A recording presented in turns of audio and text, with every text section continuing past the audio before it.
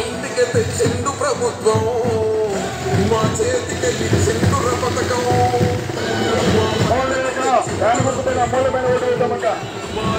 ప్రకాశ్ రెడ్డి గారు జరుగుతున్న చేసినాడు. మీరందరూ కూడా ఈ పథకాలు కొనసాగించుకోవాలని అన్నము పప్పు పెడతాన్నాడు జగనన్న.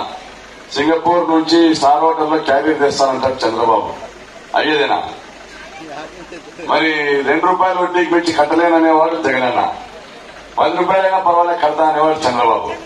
వడ్డీ 10 రూపాయలు కట్టేకైతుందా?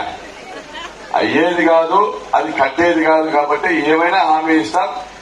ఎంతైనా మెజార్టీలు పెరుగుతాయి. తప్పనిసరిగా 26,000 మెజార్టీ ఇచ్చినారు. ఈసారి అది 30,000 పైమాటే ఉంటుంది తప్ప తగ్గేదే లేదు. మీరందరూ ప్రతి ఒక్కరికి కూడా జగనన్న అన్నం పెట్టినాడు, అన్నం పెట్టే చేతిని ఎవరైనా నరుకుంటారా? చంద్రబాబు ఎవరైనా నమ్ముతారా? ఎవరు ఆయన నమ్మే పరిస్థితి లేదు. వాళ్ళ పార్టీ వాళ్ళు కూడా తప్పనిసరి పరిస్థితిలో ఓట్లు వేస్తా ఉన్నారు. ఈసారి వాళ్ళ నెలలో ఆడవాళ్ళు కూడా వాళ్ళ మాట వినే పరిస్థితి ఉండదు. తప్పనిసరిగా మనకు మంచి మెజార్టీ వస్తుంది, గెలవబోతా ఉన్నాం. జై జగన్.